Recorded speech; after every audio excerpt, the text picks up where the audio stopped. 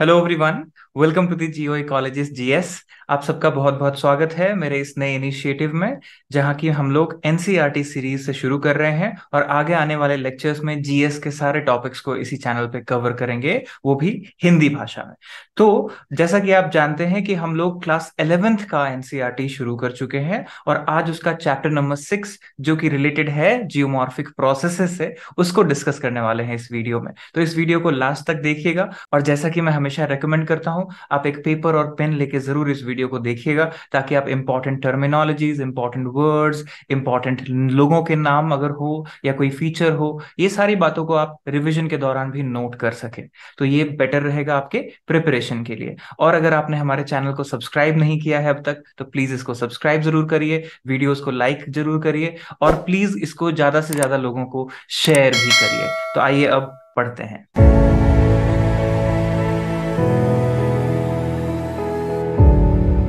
तो जैसा कि आप देख सकते हैं, ये है चैप्टर नंबर 6 जिसका टाइटल है जियोमॉर्फिक प्रोसेसेस। अब जियोमॉर्फिक प्रोसेसेस जो है वो बहुत जरूरी एक टॉपिक है पूरे जियोमॉर्फोलॉजी और फिजिकल ज्योग्राफी को समझने के लिए। क्यों?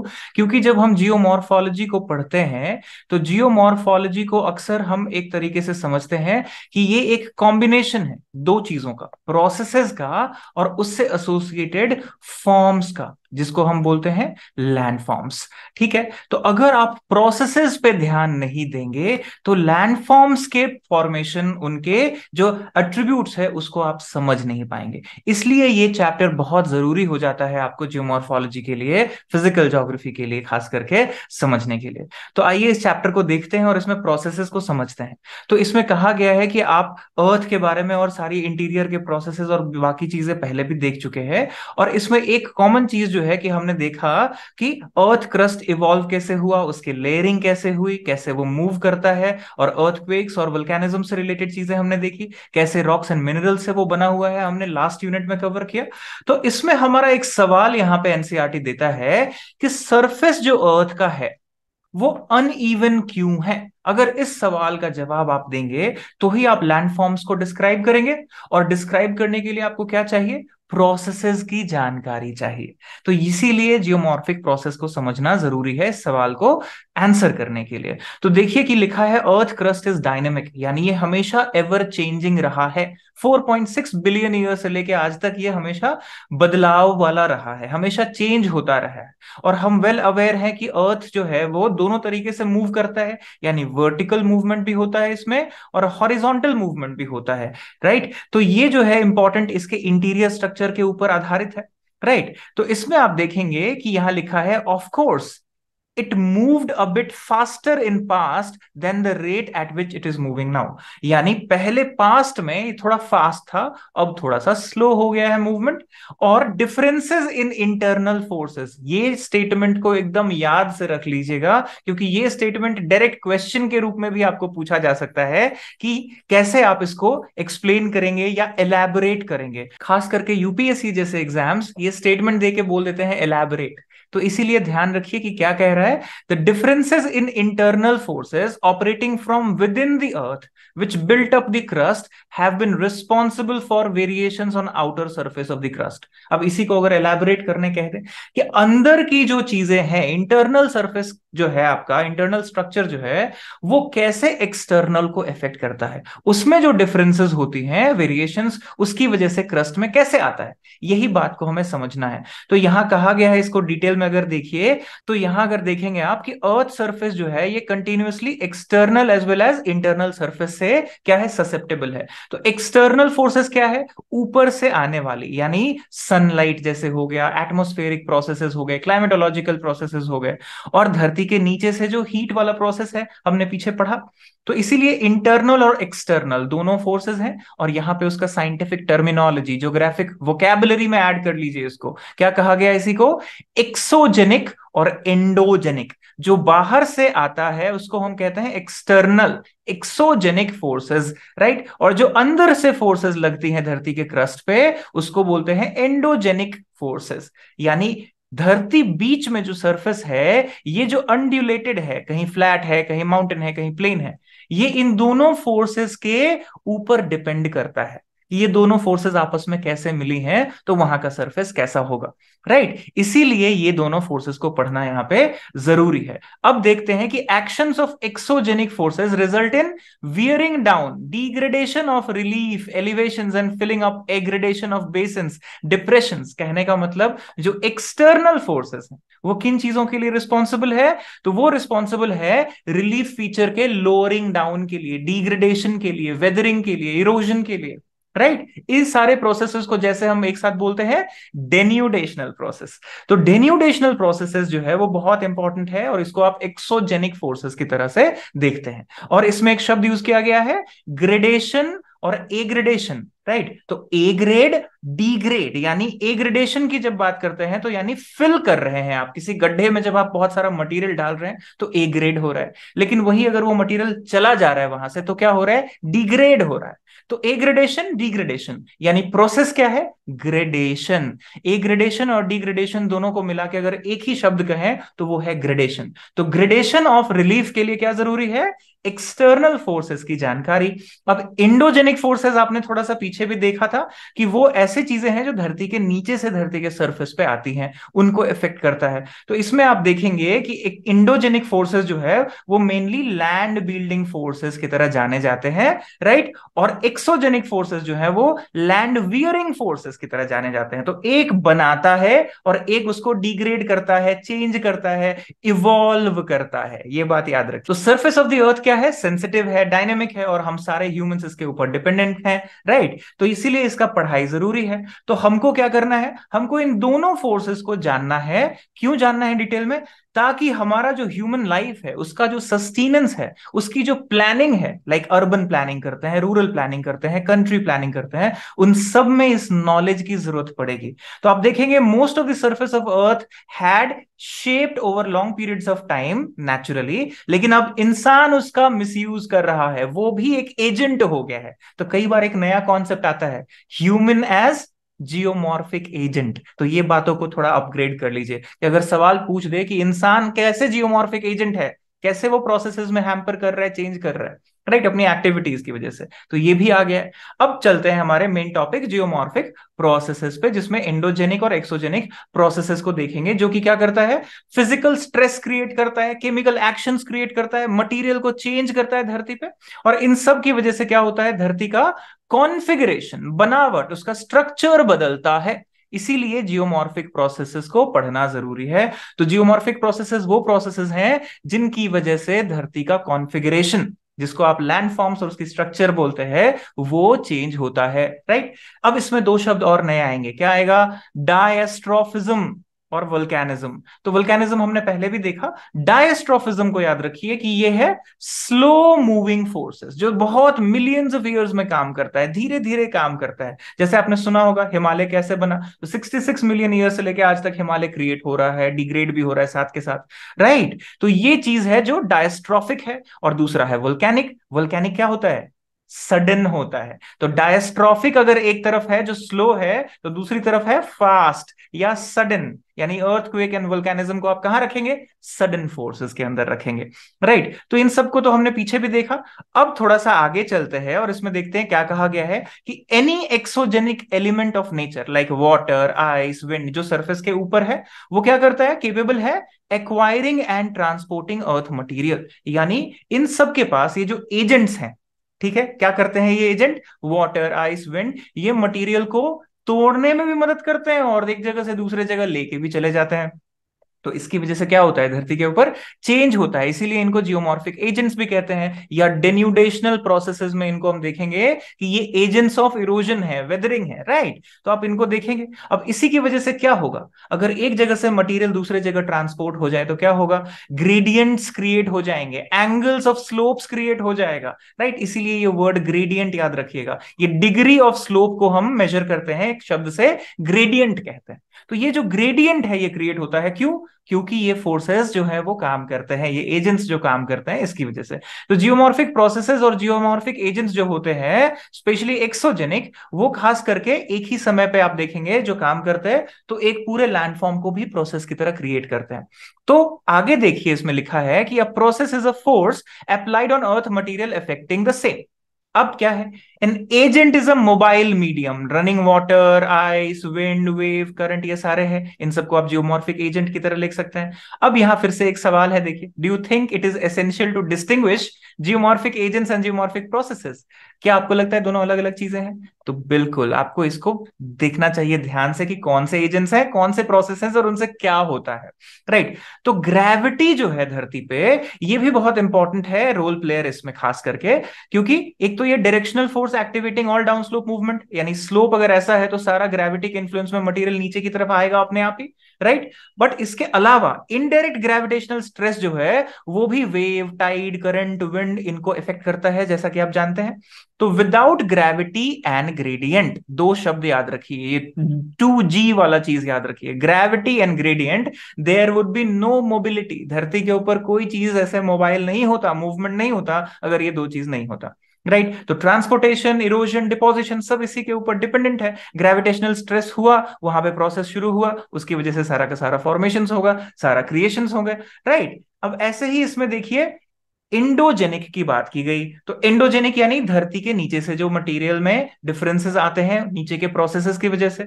तो आप देखिए एनर्जी कहां से आता है, रेडियो एक्टिविटी से, रोटेशन के वजह से, टाइडल फ्रिक्शन की वजह से, और जो पुराना हीट है धरती के अंदर, प्रीमोडियल एंशिएंट हीट जो ट्रैप है धरती के अंदर, उससे ये सारा एनर्जी जो है वो आपको मिलता है। और एक शब्द आपने सुना होगा, जियोथर्मल स्प्रिंग्स, जियोथर्मल एनर्जी आजकल बहुत फेमस हो रहा है, because alternative source of energy हो रहा है ये, क्योंकि हमको फॉसिल फ्यूल को कम करना है और ऑल्टरनेटिव सोर्सेस को ज्यादा करना है।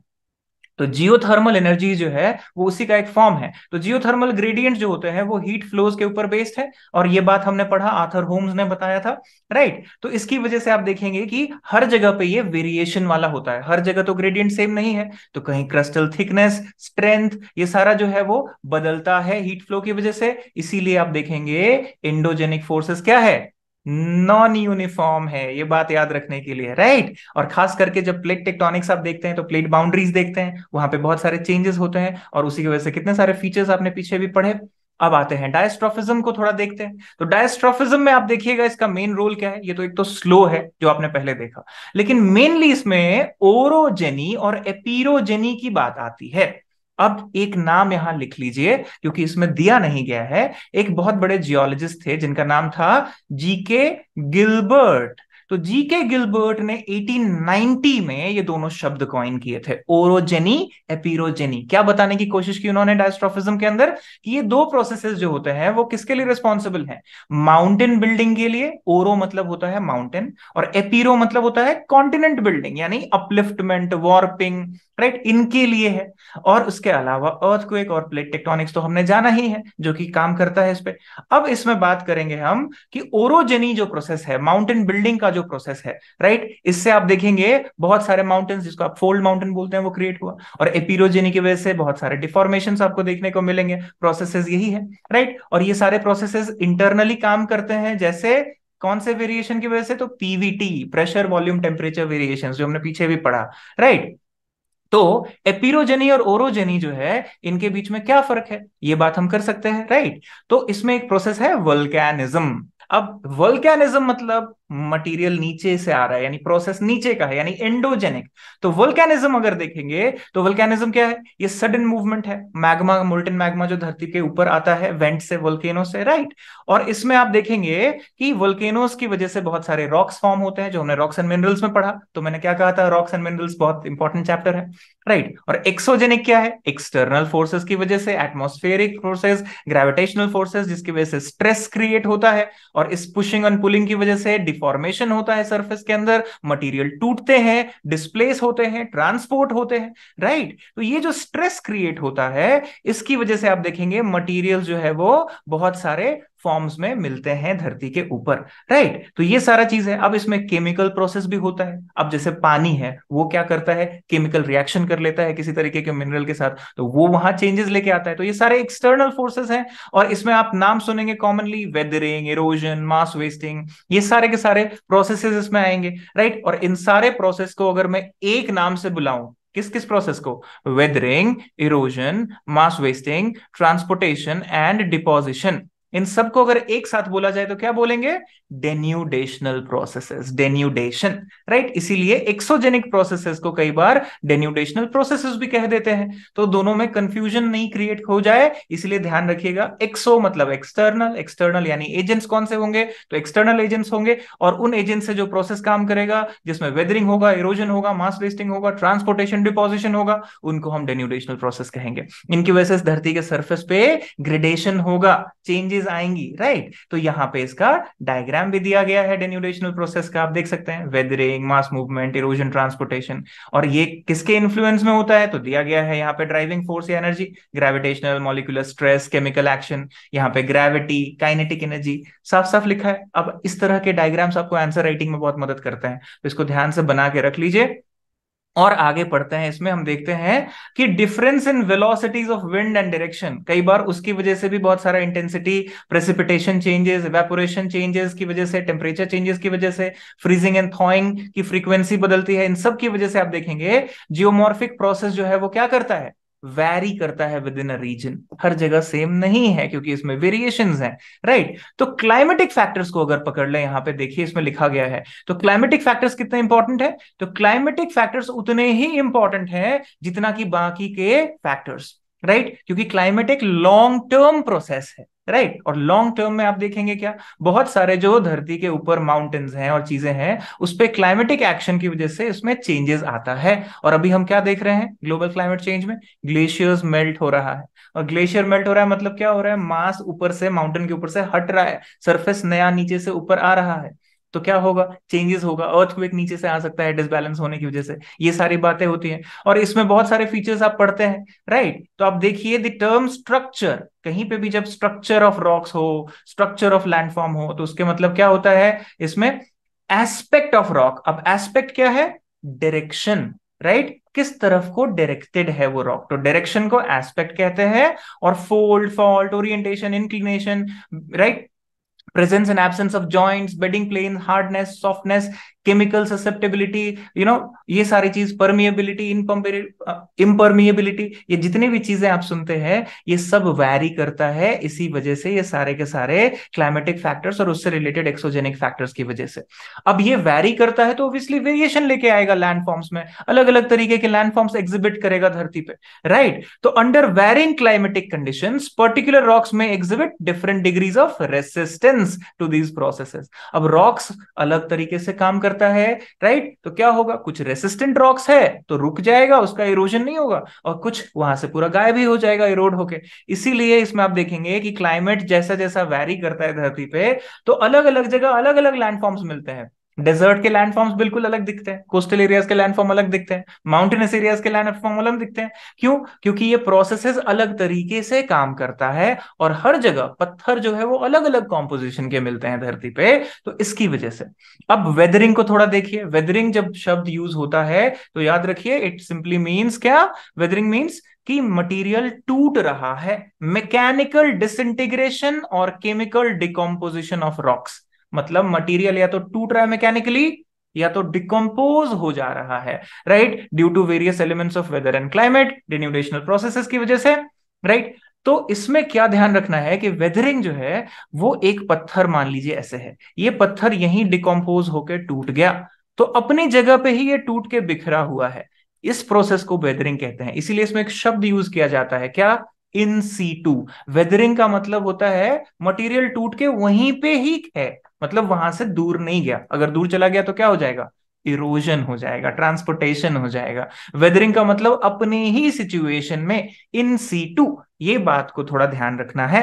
तो वेदरिंग जो है वो कौन से कितने सारे प्रोसेसेस से कंट्रोल होगा? तो आपने पीछे देखा, geological processes, climatic, topographic, vegetative factors, इतने सारे फैक्टर्स हैं इसमें काम करते हैं, राइट। तो थोड़ा सा हम इसको देख लेते हैं। एक डायग्राम भी यहां दिया गया है कि अलग अलग प्रेसिपिटेशन और टेम्परेचर जोन में अलग अलग लेवल्स ऑफ वेदरिंग होता है, राइट। जहां पे टेम्परेचर और प्रेसिपिटेशन दोनों ज्यादा है, वहां पे क्या है? केमिकल कॉम्पोजिशन चेंज होंगे रॉक्स के जल्दी, राइट। यानी वाटर है और टेम्परेचर है, लेकिन जैसे जैसे आप वहां से दूर जाएंगे तो आप देखिए क्या हो रहा है, जहां ठंडक ज्यादा है, राइट, जैसे टुंड्रा की तरफ आप जा रहे हैं, माइनस में टेम्परेचर है, तो वहां पे आपको क्या होगा? वेदर्ड रॉक मिलेंगे, लेकिन आपको डिकम्पोज्ड रॉक्स कम मिलेंगे। डिकम्पोजिशन कहाँ होगा? केमिकल एक्शन जहां होगा, यानी आपको ट्रॉपिकल एरियाज में होगा। ये सिर्फ एक डायग्राम में इतनी बातें बता दी है एनसीईआरटी में, तो इसको थोड़ा ध्यान रखिएगा। राइट, अब यहाँ पे आइए कि three major groups of weathering में क्या आता है? Chemical, physical, biological. राइट, इन तीनों को देखते हैं थोड़ा सा। तो केमिकल वेदरिंग मतलब क्या होगा process? Solution, carbonation, hydration, oxidation, right, reduction, ये सब क्या है? केमिकल रिएक्शंस है। राइट, इसकी वजह से रॉक्स का जो शेप है वो चेंज होगा, स्ट्रक्चर बदलेगा, राइट, डिकम्पोज करेगा रॉक। राइट, ये सारी चीजें हैं। अब फिजिकल डिसइंटीग्रेशन में थोड़ा सा आइए तो क्या होगा? किसकी वजह से? ग्रेविटेशनल फोर्स की वजह से। Right, overburden pressure, load, shear stress, expansion forces due to temperature changes, crystal growth of animal activity, और वाटर प्रेशर की वजह से भी होता है, वेटिंग एंड ड्राइंग साइकिल की वजह से। ये बहुत इंपॉर्टेंट है आज की दुनिया में, खास करके कब? जब क्लाइमेट चेंज हो रहा है, ग्लोबल वार्मिंग हो रहा है, ग्लेशियर्स मेल्ट हो रहे हैं, तो इन सब की वजह से एक्सपेंशन कॉन्ट्रैक्शन ऑफ रॉक्स बहुत तेजी से बदल रहा है, ग्लेशियर्स पिघल रहे हैं, तो उसके नीचे का मटेरियल एक्सपोज हो रहा है। तो बहुत सारी चीजें यहाँ पे आप देख सकते हैं, जैसे आपने यहाँ देखा, प्रेशर, लोड, स्ट्रेस, ये सब बदल रहा है। इसकी वजह से रॉक्स जल्दी टूटता है, और रॉक्स टूटेगा तो फिर जल्दी से वो ट्रांसपोर्ट भी होगा एक जगह से दूसरे जगह, तो डिग्रेडेशन एग्रेडेशन प्रोसेस चालू रहता है हमेशा। राइट, और बायोलॉजिकल एक्टिविटी में क्या होता है? प्लांट्स एंड एनिमल्स का रोल है इंपॉर्टेंट। तो earthworm, termite, rodent, burrowing animals, right, ये जितने भी हैं ये सब काम करते हैं। और ह्यूमन बींग्स तो हम लोग हैं ही, जो डिस्टर्ब करते हैं वेजिटेशन क्लियर करके, कई बार प्लॉइंग, कल्टीवेशन ऑफ सॉइल्स की वजह से भी।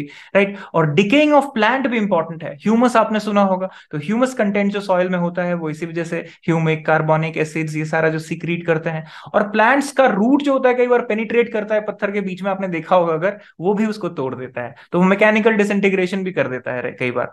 राइट, अब बात करते हैं special effects of weathering. Weathering की वजह से क्या क्या होता है सरफेस पे, क्या दिखता है आपको? तो एक प्रोसेस है एक्सफोलिएशन, पिछले लेक्चर में भी ये शब्द आया था, याद हो आपको?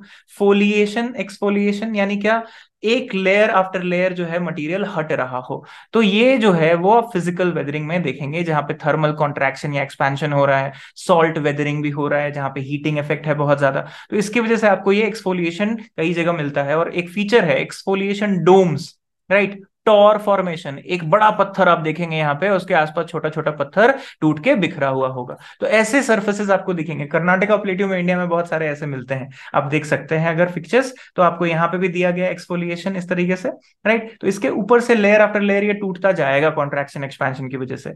अब सिग्निफिकेंस ऑफ वेदरिंग की बात, कि वेदरिंग अगर नहीं हो तो क्या होगा, और है तो क्या मिलता है हमको? रॉक्स का वेदरिंग नहीं होगा तो पूरा रॉक साइकिल नहीं चलेगा। राइट, रॉक साइकिल हमने पीछे पढ़ा।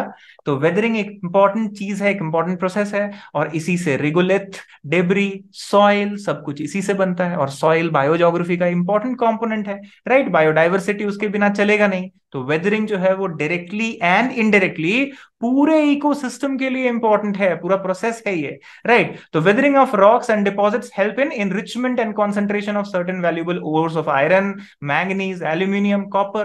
राइट, इसी के लिए बहुत इंपॉर्टेंट है हमारे लिए वेदरिंग। राइट, और वेदरिंग के अगर प्रोसेसेस में हमारी वजह से कोई चेंज हम ला रहे हैं, मतलब हम अपने ही रिसोर्स बेस को खराब कर रहे हैं, इसलिए भी ये बड़ा इंपॉर्टेंट है। अब बात उठती है मास मूवमेंट क्या है, या मास वेस्टिंग क्या है? अच्छा, मास मूवमेंट और मास वेस्टिंग जो है वो दोनों एक ही चीज है, ध्यान रखिएगा। नाम ही है मास मूवमेंट, यानी बहुत सारा मटेरियल स्लोप के ऊपर अगर ग्रेविटी के इन्फ्लुएंस में नीचे की तरफ गिरे, इसको सिंपली कहते हैं क्या? Mass wasting. Influence of gravity यहाँ पे ध्यान रखिएगा। तो एयर, वाटर और ये जो है ना, ये तो एजेंट्स हैं, ये कैरी करेंगे, लेकिन मेजर चीज क्या है यहाँ? ग्रेविटी, स्लोप के ऊपर। तो एक जगह से पॉइंट ए से पॉइंट बी पे अगर ट्रैवल कर रहा है material under the influence of gravity, तो इसको मास वेस्टिंग कहते हैं। और इसके बहुत सारे टाइप्स हैं, और एक तो सबसे कॉमन आपने देखा ही होगा, आई एम श्योर हर साल न्यूज में होता है, अभी भी न्यूज में है, लैंडस्लाइड्स दुनिया में बहुत कॉमन हो रही है। राइट, तो वेदरिंग हुआ और वो मटेरियल अगर स्लोप के नीचे ऐसे गिरा, ये वेदर्ड मटेरियल यहां से, तो इसको हम बोलेंगे क्या? लैंडस्लाइड। तो स्लाइड हो रहा है मतलब सरफेस पे स्लाइड करते करते नीचे आ रहा है। राइट, नाम ही में स्लाइड है। अगर ये सीधे नीचे धस गया तो इसको स्लंपिंग कहते हैं। कई बार ये रोलिंग और स्लाइडिंग भी होता है, ऐसे करके मटेरियल रोल करके गिर रहा है नीचे। तो इसीलिए बहुत सारे एक्शंस हैं, तो बहुत सारे वर्ड्स हैं इसमें, तो अलग अलग तरीके से होते हैं। अब यहाँ पे आपको दिखेगा कि several activating causes preceded mass wasting. तो मास वेस्टिंग से पहले कुछ एक्शंस होते हैं, क्या क्या होते हैं? Removal of support from below to material above. Right, अगर ये हो जाए, नीचे का मटेरियल जो है वो रिमूव हो जाए, right, increase in gradient and height of slope, overloading of additional material, ऊपर से आपने कुछ और मटेरियल डाल दिया या नेचुरली डल गया, overloading due to heavy rainfall, saturation, lubrication of slope material. तो देखते हैं बारिश के दौरान कितना लैंडस्लाइड होता है, ये पिक्चर आप देख सकते हैं यहाँ पे। ऐसे ही occurrence of earthquake, explosion, machinery. इसके अलावा देखिए draw down of water from lakes, अगर लेक से पानी बहुत तेजी से नीचे की तरफ गिर रहा हो, राइट। ऐसे बहुत सारे प्रोसेसेस यहाँ पे करीब 9 फीचर्स दिए हैं। Indiscriminate removal of natural vegetation, slope से वेजिटेशन हटा दिया रोड कंस्ट्रक्शन की वजह से, पूरा का पूरा लैंडस्लाइड जोन क्रिएट होता है, राइट। तो आप देखेंगे इसमें बहुत सारे तरीके हैं इसको बताने के। तो इसमें जैसे डेब्री स्लाइड भी है, अब छोटा छोटा टुकड़े में मटेरियल जो है वो स्लाइड करते करते नीचे गिर रहा है, बहुत बड़े बड़े पत्थर जो है वो स्लाइड कर रहे हैं तो उसको रॉक स्लाइड बोल देते हैं हम लोग, राइट। और इसमें एक और फीचर है जिसको आप बोलते हैं फॉल। फॉल में ध्यान रखिएगा कि ऊपर से मटेरियल सीधा नीचे गिरता है, स्लोप पे टच नहीं करता, तभी उसको फॉल कहते हैं। लेकिन अगर मटेरियल टच करते हुए गिरेगा तो वो स्लाइड हो जाएगा। और एक शब्द है फ्लो। फ्लो मतलब लिक्विड अगर इस मटेरियल में मिला हुआ है और वो नीचे आ रहा है तो इसको हम कई बार मड फ्लो बोलते हैं, राइट। तो ये जो चीज है इसको ध्यान रखिएगा। और इंडिया में हिमालयन रीजन में, नीलगिरीज में, केरला में, वेस्टर्न घाट्स में बहुत जगह पे जहां बहुत बारिश होती है वहां पे आपको ये कॉमनली देखने को मिलेगा। और इसमें और क्या है फर्दर, इरोजन एंड डिपोजिशन। तो weathering, mass wasting, erosion and deposition सबको मिला के क्या होता है, डेन्यूडेशन। तो इरोजन एंड डिपोजिशन में क्या हुआ, अब यहाँ ट्रांसपोर्टेशन हो जाएगा, मतलब मटेरियल अब यहां से यहां ट्रांसपोर्ट हो रहा है बाय एन एजेंट, तो इसको इरोजन कहते हैं। यानी इसमें एक्विजिशन ऑफ मटेरियल हुआ, आपने मटेरियल लिया और इसको कहीं ले जाके ट्रांसपोर्ट कराए रॉक डेब्री को, राइट। तो इसमें क्या क्या होगा, रनिंग वाटर से होगा, ग्राउंड वाटर से होगा, ग्लेशियर से होगा, विंड से होगा, वेव से होगा। ये इसके एजेंट्स हैं मेनली, जो सरफेस को बदलते हैं, सरफेस के फीचर्स को बदल देते हैं, राइट। तो इसीलिए आप जैसे एरिया में होंगे वहां पे आपको वैसा फीचर देखने को मिलता है बिकॉज ऑफ इरोजन, राइट। तो जैसे एक एग्जांपल देखिए कि हिमालयन रीजन से जब मटेरियल लेके आता है नदी तो यहाँ पे क्या करता है, डिपॉजिट करता है रिवर, तो इसी से हमारा नॉर्दर्न प्लेन्स बना है इंडिया में, तो ये डिपोजिशनल फीचर है, राइट। और यहां से हिमालयन रीजन से सेडिमेंट्स आए, यहाँ इरोजन हो गया। तो ये जो प्रोसेस है ये बहुत कॉमन है।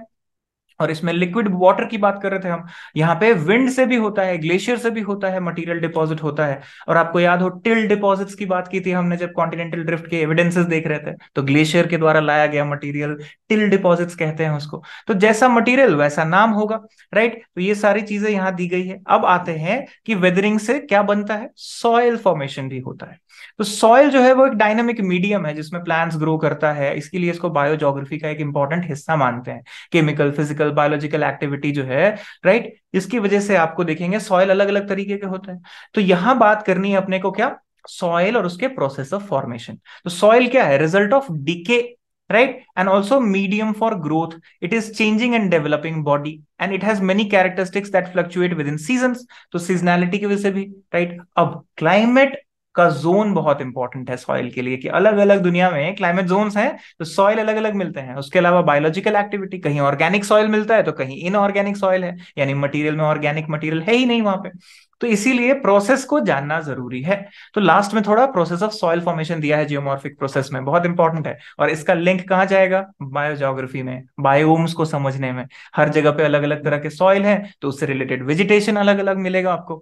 तो प्रोसेस ऑफ सॉइल फॉर्मेशन को एक साइंटिफिक वर्ड दिया गया, क्या है, paedogenesis. Pedology is the study of soil and petrology is the study of rocks, right.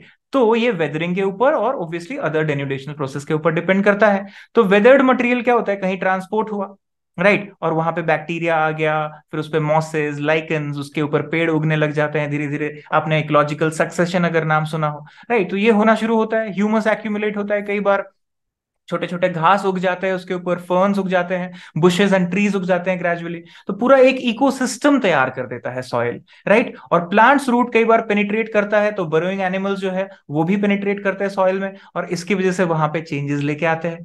तो ये एक इंपॉर्टेंट चीज है। अब इसमें बात करनी है लास्ट में फैक्टर्स की। तो इसमें आप देखिए 5 बेसिक फैक्टर है सॉइल फॉर्मेशन के लिए। क्या क्या है, पहला है नेचर ऑफ पेरेंट मटेरियल, यानी जो मेन पत्थर था, जो पेरेंट था, जिसके टुकड़े हुए, वो कैसा था, उसमें कौन से मिनरल्स थे, वो कैसा रॉक था, क्या कॉम्पोजिशन था। तो अब समझ में आया पिछला यूनिट में रॉक्स एंड मिनरल्स क्यों इंपॉर्टेंट था पढ़ना। क्योंकि अब आप यहां रिलेट कर पाएंगे। अगर रॉक्स एंड मिनरल्स पता है आपको, तो सॉइल का कैरेक्टरिस्टिक कैसा होगा, उसमें कैसे मिनरल्स मिलेंगे, ये आपको पता होगा। तो पेरेंट मटेरियल सबसे पहले, फिर आता है टोपोग्राफी, राइट, स्लोप कैसा है, सरफेस कैसा है, फिर आता है क्लाइमेटिक फैक्टर्स, फिर आता है बायोलॉजिकल एक्टिविटी, और ऑफ कोर्स टाइम बहुत बड़ा फैक्टर है, राइट। तो ये पांचों फैक्टर को देखिए। पेरेंट मटेरियल में देखिए कि इन सीटू या on site withered rock debris है, रेजिडुअल सॉइल्स वहां पे मिलेंगे आपको, राइट। या कुछ सॉइल जो है वो ट्रांसपोर्टेशन की वजह से एक जगह से दूसरे जगह ट्रांसपोर्ट हुआ, तो यहां आके सॉइल बना, उसको ट्रांसपोर्टेड सॉइल बोलते हैं। अब सब डिपेंड करता है, टेक्सचर डिपेंड करेगा, साइज कैसा है मटेरियल का, डेब्री मटेरियल जो टूटे फूटे पत्थर है, राइट, उनका डिपोजिशन कैसे हो रहा है, तो नेचर ऑफ सॉइल जो है वो उसी में पेरेंट मटेरियल से निकल के आएगा। और nature and rate of weathering and depth of weathering mantle are important considerations under parent material. ये ध्यान रहे, nature and rate of weathering, right, उसके अलावा डेप्थ। अब बात करते हैं कि अगर आप देखेंगे अलग अलग एरिया में, तो आपको अलग अलग तरीके के सॉइल मिलेंगे। अब जहां पे लाइमस्टोन एरिया है, वहां की वेदरिंग जो है वो अलग तरीके से होगी, और जहां पे दूसरे रॉक्स हैं, ग्रेनाइटिक रॉक्स है, वहां की वेदरिंग दूसरे तरीके से होगी। सॉइल अलग अलग मिलेगा पेरेंट रॉक के आधार पे। फिर बात करते हैं टोपोग्राफी की। तो जियोमॉर्फोलॉजी में टोपोग्राफी बहुत इंपॉर्टेंट है, और पेरेंट मटेरियल के अलावा सबसे इंपॉर्टेंट फैक्टर यही होता है कि टोपोग्राफी कहीं का कैसा है, कैसा एक्सपोजर है, सरफेस कैसा है, सनलाइट कैसा आ रहा है। जैसे आपने देखा टोपोग्राफी में एस्पेक्ट, स्लोप, एंगल, क्योंकि ग्रेविटी का इन्फ्लुएंस है, कोर्स है मटेरियल उसके ऊपर कैसा है, ड्रेनेज उसके ऊपर कैसा क्रिएटेड है, तो ये सब मैटर करता है। तो सॉइल जो है on steep slopes and thick over flat upland, यानी सॉइल थिन होता है स्टीप स्लोप के ऊपर, लेकिन फ्लैट अपलैंड हो तो उसके ऊपर मोटा लेयर होता है सॉइल का, राइट। जेंटल स्लोप के ऊपर आप देखेंगे इरोजन स्लो होता है, राइट, पर्कुलेशन ऑफ वाटर नीचे ज्यादा होता है जेंटल अगर है स्लोप, लेकिन वहीं स्टीप स्लोप है तो पानी रुकेगा नहीं, तेजी से मटेरियल लेके नीचे आएगा, राइट। तो नीचे जो सॉइल डिपोजिशन होगा वो अलग तरीके से होगा। और इसी तरीके से आप देखेंगे कि सॉइल जो है वो अलग अलग एरिया में है, अलग अलग तरीके के एक्यूमुलेशन प्रोसेस से बना है, कहीं ऑर्गेनिक मैटर है, कहीं नहीं है। तो सॉइल का कलर भी उसके हिसाब से, जो आप बोलते हैं ना डार्क सॉइल, ब्लैक सॉइल, कहीं रेड सॉइल, सब डिपेंड करता है इन पे। फिर आइए क्लाइमेट पे। तो क्लाइमेट में क्या है इंपॉर्टेंट, टेम्परेचर एंड रेनफॉल तो आप जानते ही हैं, मॉइस्चर कंटेंट, प्रेसिपिटेशन एवापोरेशन का रेशियो, ह्यूमिडिटी, राइट, ये सारी बातें हम करते हैं। इनके वेरिएशन से किस पे फर्क पड़ेगा, पूरा का पूरा जो सॉइल फॉर्मेशन है उस पे। तो इसमें दो शब्द बिल्कुल याद रखिए, एलुविएशन, इलुविएशन। क्या है, प्रेसिपिटेशन अगर कहीं पे ज्यादा होता है, राइट, तो केमिकल एक्शन होगा ही, बायोलॉजिकल एक्टिविटीज भी पॉसिबल है। तो एक्सेस ऑफ वाटर क्या करता है, डाउनवर्ड ट्रांसपोर्टेशन करता है सॉइल कंपोनेंट को, इसको एलुविएशन कहते हैं, राइट। एक एलुविएशन में ई आ रहा है, यानी आप याद रखिएगा एग्जिट कर रहा है, यानी यहां से मटेरियल जो है वो नीचे एग्जिट करता है। और अगर डिपॉजिट कर रहा है नीचे जाके, तो यहां पे क्या हो रहा है, इल्यूविएशन, यानी इनकमिंग है। तो आउट गोइंग या एक्सटर्नल या एग्जिट को एलुविएशन, और इनकमिंग को इलुविएशन करके आप याद रख सकते हैं। इसके अलावा यहां देखिए, removal of silica from soil is known as desilication, एक शब्द है। इसके अलावा आप एक और वर्ड याद रखिए कि हार्ड पैन्स क्रिएट होते हैं, कहां पे, सॉल्ट पैन्स, हार्ड पैन्स, जहां पे वाटर बहुत तेजी से एवेपोरेट कर जाता है और नीचे सॉल्ट को छोड़ देता है। राजस्थान में, गुजरात में बहुत सारे एग्जाम्पल हैं, राइट, सॉल्ट पैन्स। और इसके अलावा आप देखेंगे यहाँ पे ट्रॉपिकल क्लाइमेट में, जहां पे इंटरमीडिएट प्रेसिपिटेशन है, वहां पे कैल्शियम कार्बोनेट नोड्यूल्स, कंकड़ जिसको आप कहते हैं, वो क्रिएट होता है सॉइल के अंदर, राइट। तो ये सब क्लाइमेटिक कंडीशन। फिर आता है बायोलॉजिकल एक्टिविटी की बात। तो बायोलॉजिकल एक्टिविटी में वेजिटेशन, राइट, और ऑर्गेनिजम्स, और हम लोग ह्यूमंस बीइंग, तो ये सारे के सारे बहुत इंपॉर्टेंट है। अब इसी में मॉइस्चर रिटेंशन, नाइट्रोजन कितना है, ऑर्गेनिक मैटर कितना है, ये सब इसी से बायोलॉजिकल एक्टिविटी से आता है। और डेड प्लांट्स एंड एनिमल्स अगर हैं, तो ऑब्वियसली ह्यूमस रिच सॉइल बनेगा, ह्यूमस कंटेंट ज्यादा होगा, ऑर्गेनिक सॉइल होगा। इसके अलावा इंटेंसिटी ऑफ बैक्टीरियल एक्टिविटी जो है वो भी बहुत इंपॉर्टेंट है। खास करके आप देखेंगे कि soils of cold and warm climate में इनमें डिफरेंस होता है बैक्टीरियल एक्टिविटी का, राइट। तो बैक्टीरियल ग्रोथ जो है वो क्या होता है, ह्यूमस को एक्टिवेशन करता है, यानी humus accumulates in cold climates as bacterial growth is slow. लेकिन अगर बैक्टीरियल ग्रोथ फास्ट हो जाए तो ह्यूमस एक्यूमुलेट नहीं करेगा, डिकम्पोज हो जाएगा वो तेजी से ट्रॉपिकल एरियाज में। इसके अलावा अगर आपको थोड़ा सा याद हो कि नाइट्रोजन फिक्सेशन, नाइट्रोजन साइकिल हम पढ़ते थे स्कूल में, तो उसमें क्या होता था, नाइट्रोजन फिक्सेशन प्रोसेस, राइजोबियम नाम का बैक्टीरिया क्या करता है, रूट नोड्यूल्स लेग्यूनस प्लांट में क्या करता है, फिक्स करता है, जिससे हमें खाते हैं तो हमें नाइट्रोजन मिलता है हमारे बॉडी में, राइट। ऐसे ही large animals, ants, termites, earthworm, rodent, इनका भी रोल है, राइट। तो ये इंपॉर्टेंट है। और टाइम तो ऑफ कोर्स बहुत इंपॉर्टेंट है ही। और टाइम स्केल में आप देख रहे हैं कि प्राइमरी क्रस्ट से लेके, प्राइमरी रॉक से लेके अभी तक कैसे कैसे चेंजेस आ रहे हैं धरती पे, इसीलिए ये इंपॉर्टेंट प्रोसेस हो जाता है। और इसके बाद दिया गया है आपके एक्सरसाइजेस। तो एज यूजुअल जो मैं कहता हूँ, पूरे चैप्टर को अच्छे से रिवाइज करिए और उसके बाद इन क्वेश्चंस को जाके सॉल्व करिए। तो ये था हमारा पूरा का पूरा जियोमॉर्फिक प्रोसेस वाला यूनिट, जिसको हमने अभी रिवाइज किया। और इसमें important terminologies, external internal processes, उनके टाइप्स, उनके अंदर फैक्टर्स, उनके अंदर उनके एजेंट्स, और जो इंपॉर्टेंट वर्ड्स एंड वोकैबुलरी आपने सीखा, ये सब ध्यान रखने के लिए है।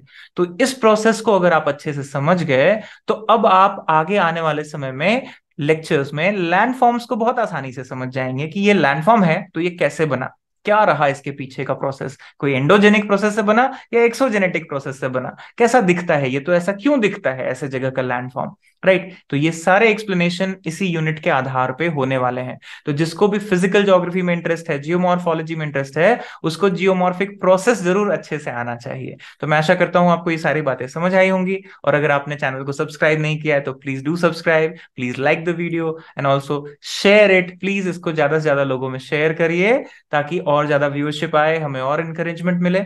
और मिलते हैं हम लोग अगले वीडियो में, जिसमें हम लोग आगे पढ़ेंगे evolution of landforms. All the best wishes.